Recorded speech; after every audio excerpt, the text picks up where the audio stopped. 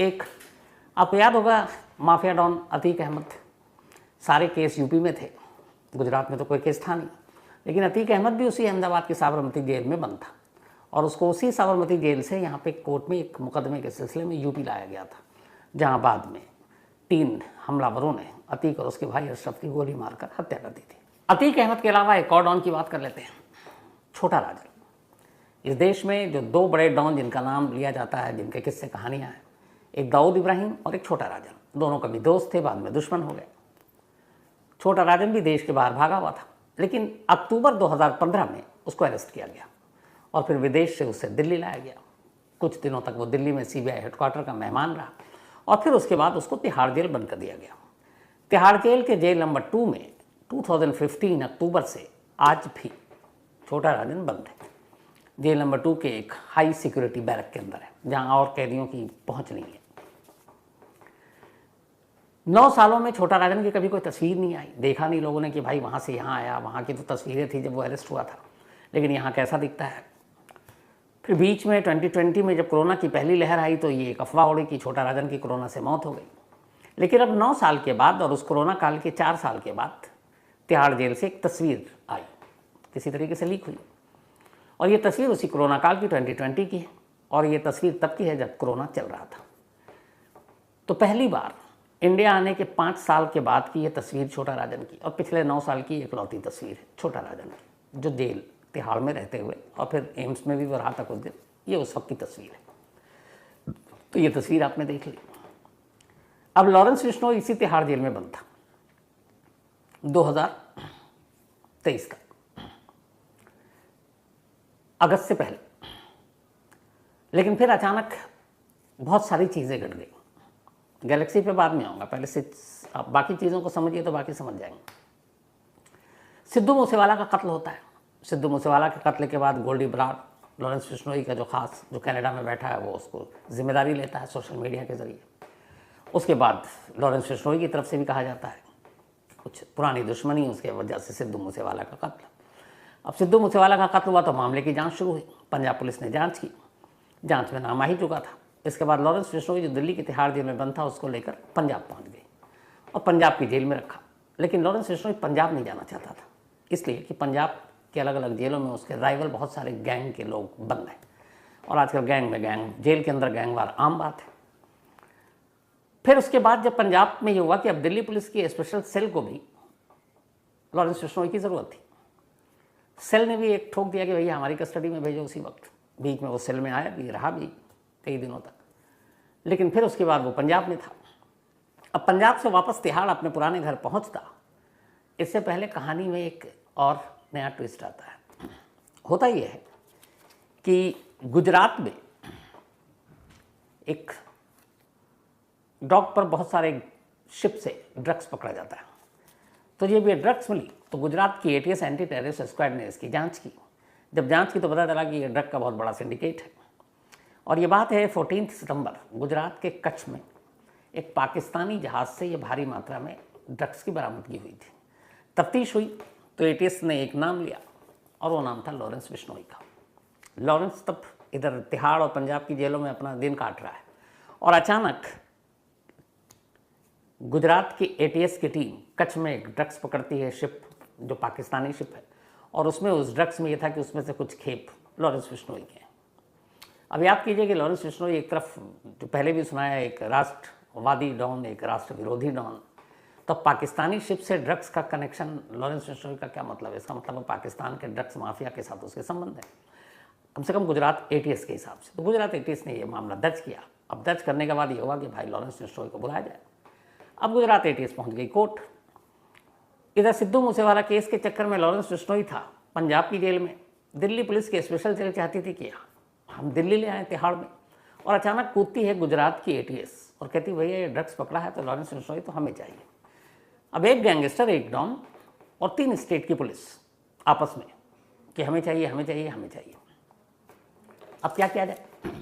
आखिर में जीत होती है गुजरात ATS की। गुजरात ATS की इस पर अदालत फैसला देती है। उसका पूछताछ के लिए उसको गुजरात ले जाया जाता है और वहाँ अहमदाबाद की साबरमती जेल में बंद कर दिया जाता है।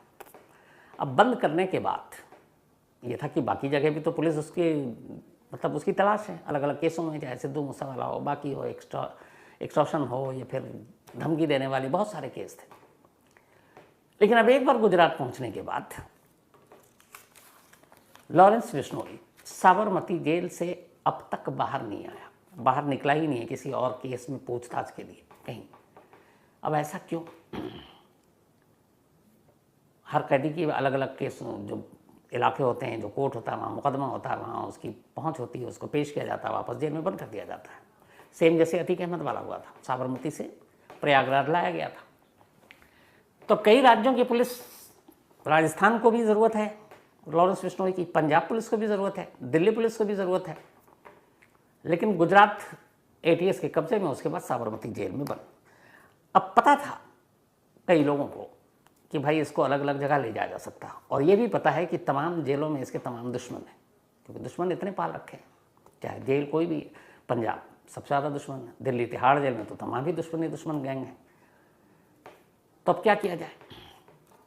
उसी वक्त एक अजीब चीज़ होती है। 23 अगस्त 2023 ये तारीख थी जब पहली बार लॉरेंस बिश्नोई को गुजरात के साबरमती जेल ले जाया गया था। 23 अगस्त 2023, मतलब ये अप्रैल चल रहा है, मई, जून, जुलाई, अगस्त, 5 महीने बाद 1 साल पूरे हो जाएंगे। जब वो 23 अगस्त 2023 को गुजरात ले जाया गया, उसी वक्त होम मिनिस्ट्री यानी अपने गृह मंत्रालय ने एक आदेश पास किया, और आदेश ये था, 23 अगस्त 2023 का ही ऑर्डर है जिस दिन वो साबरमती जेल पहुंचा है लॉरेंस बिश्नोई। CRPC की धारा या सेक्शन 268(1), तो गृह मंत्रालय ने इस CRPC यानी कि क्रिमिनल प्रोसीजर जो अपना है देश का, जिससे चलता है, उसकी धारा 268 एक अधिकार देता है एक राज्य को, एक सरकार को, कि ये फलाना कैदी है, ये इस जेल में रहेगा और अगले 1 साल तक ये इस जेल से बाहर नहीं आएगा, ना किसी पूछताछ के लिए, ना किसी और चीज़ के लिए। ये हमारी CRPC में है। और होम मिनिस्ट्री ने 30 अगस्त 2023 को ये ऑर्डर पास किया। इस CRPC की धारा 268 का इस्तेमाल किया और कहा कि अब लॉरेंस बिश्नोई साबरमती जेल पहुंच चुका है, अब ये साबरमती जेल में ही रहेगा कम से कम अगले 1 साल तक। किसी भी स्टेट की कोई भी ज़रूरत हो किसी भी केस में, वो जेल से बाहर नहीं आएगा। तो अब नहीं आएगा तो मुकदमा तो अटका रहेगा, तो क्या? तो दूसरा ऑप्शन ये दिया गया कि भैया आप जेल से ही वीडियो कॉन्फ्रेंसिंग के ज़रिए आप उससे पूछताछ कर लो, अदालत में पेशी है तो वीडियो कॉन्फ्रेंसिंग के ज़रिए लाइव अदालत में उसको पहुंचा दो। लेकिन साबरमती जेल के दरवाजे के बाहर वो कदम नहीं रखेगा, चाहे कितने भी कानूनी केस उसके अलग अलग स्टेट्स में क्यों ना हो। अब 30 अगस्त 2023 को ये ऑर्डर पास हुआ। अब इस ऑर्डर के हिसाब से पूरे 12 महीने 365 दिन तक ये आदेश लागू होगा। तो इसका मतलब ये हुआ कि 30 अगस्त 2024 से पहले लॉरेंस बिश्नोई को साबरमती जेल से बाहर नहीं निकाला जा सकता। अब ये पहली चीज़। अब दूसरी चीज़ पे आते हैं। अभी 14 अप्रैल को सलमान खान के घर मुंबई में गैलेक्सी के बाहर 2 लड़के पहुंचे और उन्होंने शूट आउट किया। 5 गोलियां चलाई, 3 ज़मीन पे, 1 दीवार पे, 1 बालकनी के अंदर जाकर लगी दीवार पर। दोनों को पकड़ लिया गया। पकड़ने के बाद इनसे पूछा गया कि भैया तुमने ये हथियार कहाँ फेंका जिससे गोली चलाई? हथियार बड़ा महंगा था वो। उन्होंने कहा कि हथियार हमने सूरत में एक तापी नदी है उसी नदी में फेंक दिया। अब इसके बाद पुलिस की टीम पहुंची एग्जैक्ट उस जगह पर। 22 अप्रैल सुबह 7 बजे से तमाम गोताखोरों के साथ और उस तापी नदी में 22 और 23 अप्रैल को डुबकियां लगाई गई और जिस जगह पर उन दोनों शूटर ने वो हथियार फेंका वहाँ पर उसकी तलाशी ली गई और आखिरकार 2 पिस्टल, 3 मैगजीन और 13 जिंदा कारतूस उस तापी नदी से बरामद हो गए। इन्होंने किसी चीज़ में लपेट कर फेंका था। तब ये सारी चीज़ें बरामद हो गई। इन दोनों से पूछताछ हो गई। लॉरेंस बिश्नोई के भाई अनमोल बिश्नोई ने धमकी भरा उसी दिन में वो फेसबुक पे पोस्ट जारी कर दिया था। तो जब इन दोनों से पूछताछ हुई, इन दोनों शूटर से, सलमान खान के घर जिन्होंने गोली चलाई, तब उन्होंने अपने जो बयान दिए, उसके बाद मुंबई पुलिस की क्राइम ब्रांच यूनिट 9 जिसकी अगुवाई दया नायक करते हैं, वो टीम इसकी जांच कर रही थी। इस टीम ने जांच करने के बाद अब एक और नाम जोड़ दिया। पहले इसमें 3 नाम थे, दोनों शूटर के और एक अनमोल बिश्नोई का जिस वक्त अमेरिका में है। उन्होंने अब चौथा नाम जोड़ा और चौथा नाम था मेन बॉस यानी लॉरेंस बिश्नोई का। अब लॉरेंस बिश्नोई का नाम तो जोड़ दिया। 2 शूटर तो आपके पास हैं, आप पूछताछ कर रहे हो। तीसरा अमेरिका में, आप वहाँ तक पहुँच नहीं सकते हो। उसको लाना अभी खैर इस वक्त पता नहीं, आगे का कभी भी ला सकते हैं, इस वक्त तो नहीं है। अब बचा कौन? Main boss Lawrence Bishnoi. तो उसको ढूंढने की ज़रूरत है नहीं, वो तो ऑलरेडी पहले से ही जेल में है, साबरमती में। तो ये तो बड़ा आसान हो गया, मुंबई पुलिस एक ऑर्डर ले और पहुंच जाए। लेकिन जिससे मैंने शुरुआत की थी अब उसी पर आते हैं कि होम मिनिस्ट्री का एक ऑर्डर सेक्शन 268 जो धारा है जिसमें यह अधिकार दिया गया है कि ये लॉरेंस बिश्नोई के लिए और 1 साल तक अभी इस जेल से बाहर नहीं आएगा। अब यहाँ पे सिचुएशन ये हो गई है कि मुंबई पुलिस की क्राइम ब्रांच यूनिट से पूछा जाता है कि भाई अब आप तो इसका मेन कॉन्स्पिरेटर साजिश करता जो है जिसने हुक्म दिया लॉरेंस बिश्नोई है, तब उसको पूछताछ के लिए आप मुंबई लाओगे। उधर खबर ये आ गई कि मुंबई जाने से लॉरेंस बिश्नोई को ये खतरा है कि भाई वहाँ जाकर जैसे उसको पंजाब में खतरा था, फिर दिल्ली में खतरा है, दुश्मनीयत में है ज़्यादा, तब उसे पंजाब पुलिस अगर मुंबई पुलिस लेकर जाती है तो जाने को तैयार ही नहीं होगा, क्योंकि वो कोर्ट में कहेगा मेरी जान को खतरा है। लेकिन इसको भी हटा दीजिए, मुंबई पुलिस पूरी कोशिश भी कर ले तो ये जो होम मिनिस्ट्री का आदेश है, ये जो ऑर्डर है, इसकी वजह से 30 अगस्त तक तो वहाँ से साबरमती जेल से उसको निकाला ही नहीं जा सकता, ना मुंबई ले जा सकता। तो दूसरा ऑप्शन भी गया। अब क्या बचा? Video conferencing. तो वीडियो कॉन्फ्रेंसिंग के जरिए पूछताछ हो सकती है, या हो सकता है मुंबई पुलिस की क्राइम ब्रांच की टीम खुद साबरमती जाए कोर्ट से आदेश लेकर और वहाँ जाकर पूछताछ करे, इसकी पॉसिबिलिटी है। लेकिन फिलहाल लॉरेंस बिश्नोई को मुंबई लाया जाना, इसकी उम्मीद कम है। हालांकि क्या पता कोर्ट में जाए और कुछ ऐसी चीज़ें निकल आए। लेकिन ये पूरी चीज़ें हैं, ये यहाँ पे ध्यान देने लायक है कि एक आदेश है कि एक गैंगस्टर जिसने पूरे जेल से ही अपना धंधा ऑपरेट कर रखा है, उसके बाहर जाने पे इस तरह की रोक लगाई है, और ख़ुद मंत्रालय ने। अब साबरमती जेल में आपने बाहर निकलने से तो रोक लगा दिया, लेकिन इसी साबरमती जेल की एक दूसरी कहानी देखिए। किसी साबरमती जेल में रहने के दौरान जब ये पहुंचा वहाँ, 23 अगस्त 2023 को साबरमती जेल पहुंचा था लॉरेंस बिश्नोई। 30 अगस्त 2023 को होम मिनिस्ट्री ने आदेश पास किया कि अब वो 1 साल तक वहीं रहेगा, निकलेगा नहीं। और उसी 1 साल के दरमियान में जब साबरमती पहुंचा लॉरेंस बिश्नोई, तो वहाँ से उसने 2 बिजनेसमैन को फ़ोन किया, और वो कॉल बिजनेसमैन ने बाकायदा अपने फ़ोन पर रिकॉर्ड किया ऑडियो, जिसमें लॉरेंस बिश्नोई की आवाज़ है, और बाकायदा उस फ़ोन पर उसने धमकी दी। और उसने ये भी कहा, आप जिगरा देखिए, कि तू चाहे तो मेरी आवाज़ जो मैं धमका रहा हूँ तो रिकॉर्ड कर ले, मेरे लिए मेरा केस आसान हो जाएगा, कह कर कि तू मेरा रिकॉर्ड कर ले, मैं तेरे को धमकी नहीं दे रहा हूँ। लेकिन उसने धमकाया, और वो वसूली के लिए फ़ोन था। तो जिस साबरमती जेल में लॉरेंस बिश्नोई रह रहा है और जहाँ से 1 साल तक उसको किसी भी केस, मुकदमे या पूछताछ के लिए बाहर निकाल कर कोई और स्टेट की पुलिस अपने साथ नहीं ले जा सकती, उस साबरमती जेल से ही बैठकर लॉरेंस बिश्नोई अब भी अपना कारोबार चला रहा है, बिजनेसमैन को धमका रहा है। इसके अलावा अपने गुरुओं को तमाम आदेश भी दे रहा है, यानी सारा काम चल रहा है। तो अब सवाल ये है कि फिर ऐसे जेल में इस तरह से गैंगस्टर को रख कर उसको बढ़ावा देना, फ़ोन का इस्तेमाल, ये क्या बताता है?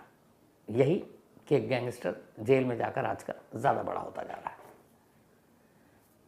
साबरमती जेल का, इससे पहले आपको याद होगा अतीक अहमद भी साबरमती जेल से फ़ोन पे बात करता था, फ़ोन की धमकियाँ भी दी उसने, उसके भी ऑडियो रिकॉर्ड थे।